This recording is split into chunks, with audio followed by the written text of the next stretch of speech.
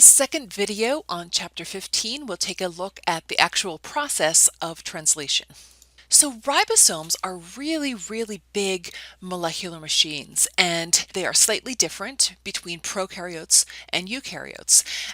Both of them have a small subunit and a large subunit, and these are shown at the bottom here. They have names of 50S, 30S, and what this is a Svedberg unit. This is a sedimentation unit, which just describes how large that protein and RNA complex are. And then each of those subunits is made up of proteins and RNA. And the RNAs are called ribosomal RNAs. These are functional RNAs. Then the proteins as well. So, for example, in prokaryotic ribosomes, there are 3 ribosomal RNAs shown here.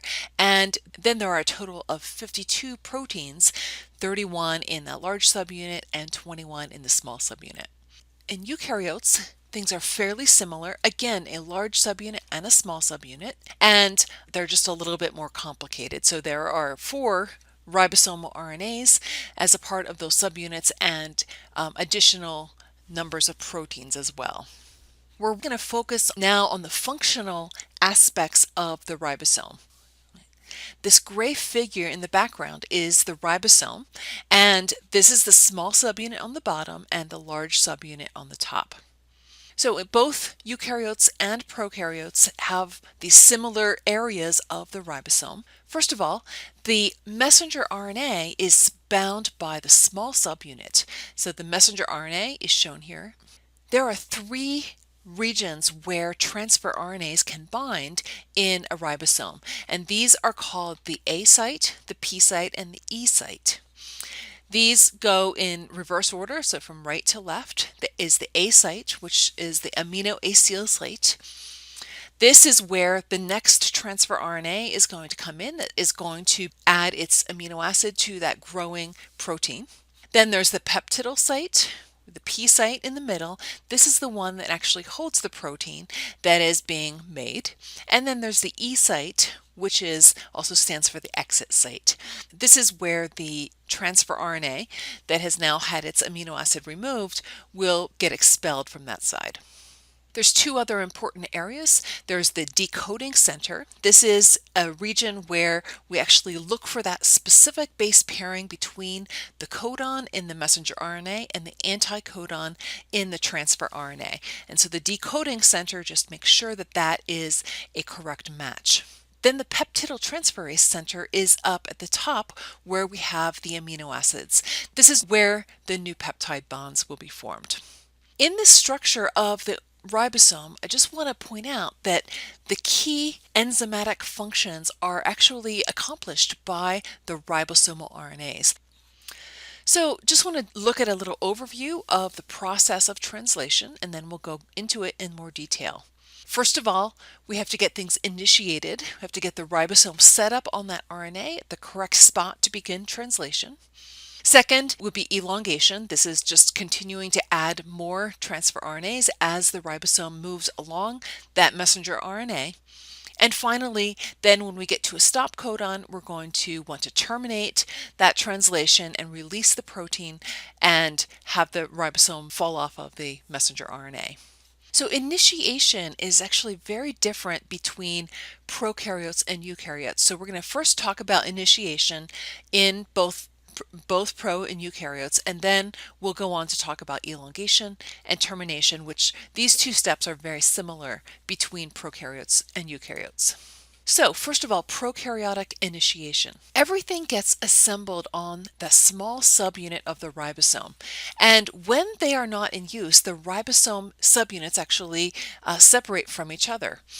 So here is that small subunit, and everything's going to get assembled here. So the RNA gets bound, and the RNA next needs to be positioned properly. Now, in order to position the RNA at the right spot so that the start codon is right at one of the transfer RNA binding sites, we need to actually use a sequence in the RNA called the Shine-Delgarno sequence. This sequence is found only in prokaryotes. It is a specific sequence that complementary base pairs with the ribosomal RNA of the small subunit, the 16S ribosomal RNA. Once you get that pairing, what the purpose of that is that it will now position that AUG, the initiation or start codon, at the proper spot for translation to begin. In addition to that Shine-Delgarno sequence getting positioned correctly, there are a number of initiation factors that are required for the binding and positioning of the messenger RNA. These are called IF factors for initiation factor. There's IF3, helps to get that RNA positioned correctly, and IF1 and 2 need to come in then once the messenger RNA is positioned to help bring in that very first transfer RNA.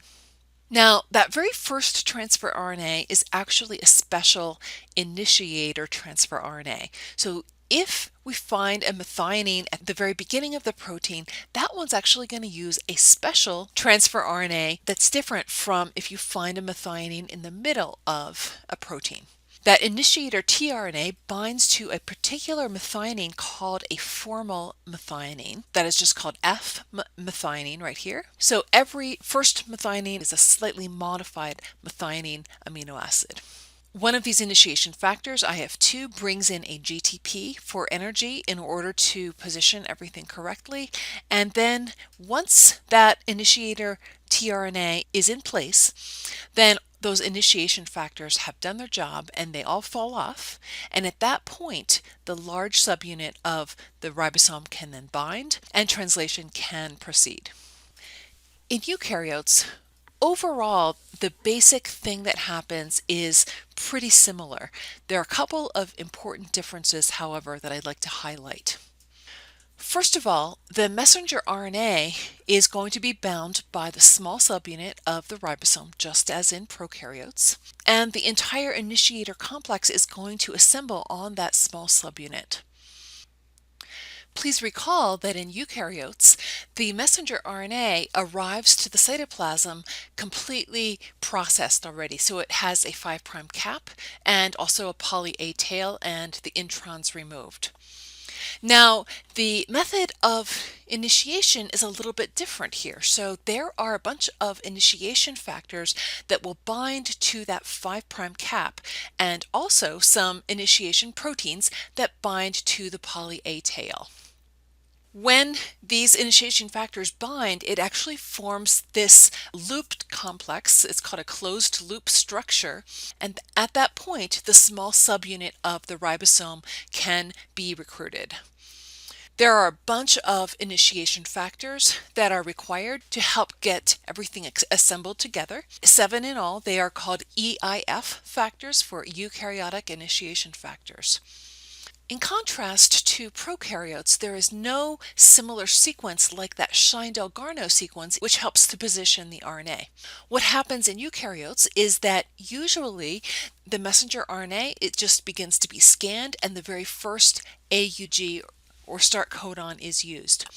There is a sequence that is preferred right around that AUG, and that is called the Kozak sequence. So to look in a little bit more detail here, the poly A tail and the cap help to get that small subunit of the ribosome bound. And then we do a scan for the very first AUG, and the small subunit gets positioned around that AUG. Right around that AUG is the Kozak sequence, so there are preferred bases right around it. And when that sequence is found, then the initiator transfer RNA will be bound. This is a standard methionine, unlike prokaryotes. It's not a formal methionine. The tRNA, however, is a special initiator transfer RNA. At this point, all of the initiation factors are going to have completed their job, and the large subunit will then join with the small subunit, and we're ready to start elongation of translation. Okay, elongation is the same in prokaryotes and eukaryotes. There are two factors that are really important. These are called EF2 and EFG. So EF stands for elongation factor. And this first one, EF2, is a protein that will bind to a charged transfer RNA along with GTP for energy, and it will help that next charged transfer RNA to bind to the ribosome. And then there's another very important factor, EFG. EFG will also use GTP for energy, and it acts to ratchet those transfer RNAs over within the ribosome so that we can continue to move that RNA through and add additional transfer RNAs. So to go over the process of elongation, first of all, we've got this initiation complex bound to the RNA. We have the very first transfer RNA sitting there all ready to go. As we begin elongation, a complex comes in and binds to that next site, the A site in the ribosome. That complex is made up of three different parts. It has EF2 protein, it has GTP, and it has the charged transfer RNA. This complex binds to the A site, and at that point, the GTP is cleaved into GDP, and that EF2 protein is released. So now we have these two transfer RNAs on this ribosome, and the next thing that happens is that a peptide bond will form between those two amino acids. In the process, that first methionine will actually get transferred onto the end of the next amino acid, which is a glycine in this case. So now we have a little peptide 2 amino acids long. In the next step, EFG will come in together with a GTP and help move all of those transfer RNAs down in the ribosome. So what was previously in the A site will now move into the P site, and the original tRNA that held that methionine will move into the E site and exit the ribosome. After that step, we're then going to go back to the beginning and start all over again, bringing in the next transfer RNA, which will specifically base pair with the codon that is called for here. Termination is also the same between prokaryotes and eukaryotes. So there's actually not a transfer RNA that recognizes the stop codons. Instead, there's a release factor, which is a protein, that will bind in the A site once a stop codon is encountered. This release factor will then actually put a water molecule onto the end of that protein, and what the result is that the protein is released from the ribosome. Once the protein is released, then the rest of the complex will dissociate. Just like to make one other point, both in prokaryotes and in eukaryotes, each messenger RNA is translated many times, and in fact, each messenger RNA will be covered with a whole bunch of ribosomes at once. And you can actually see this by electron microscopy. You can see these strands of ribosomes that look like beads along a string. These are actually lots of ribosomes all bound to that same RNA and simultaneously translating that RNA. There is a slight difference here. So recall that in prokaryotes, we do not have a separated nucleus, and so translation is actually going to begin, as is depicted here, before transcription is even finished. So we have already this RNA is just covered in ribosomes, and it is still not completed its transcription. In contrast, in eukaryotes, we have these two compartments, and the RNA, while it can be bound by lots of ribosomes, nevertheless, by the time it's gotten to the cytoplasm where translation occurs, that transcription was long finished. So just to sum up, the key differences between prokaryotes and eukaryotes are listed here. First of all, in the initiation of translation, there's a formal methionine in prokaryotes that is the first amino acid. In eukaryotes, it's a regular methionine. In prokaryotes, transcription and translation are taking place simultaneously, whereas transcription and translation are in separate compartments in eukaryotes. In prokaryotes, prokaryotic mRNAs are not processed, and they do not have a cap, and they do not have a poly A tail. And because of that, the messenger RNA is much less stable. In contrast, in eukaryotes, we've got these processing events that helps to make it more stable. And in fact, RNA can be used for hours or even days. And then the last item, there is a Shine-Dalgarno sequence in prokaryotes, which helps to position the messenger RNA on that small subunit of the ribosome, whereas in eukaryotes, Usually we just scan that messenger RNA starting from the 5' end at the cap, and that very first AUG is the one that is used. There is a preferred sequence called the Kozak sequence that is found right around that AUG sequence in eukaryotes.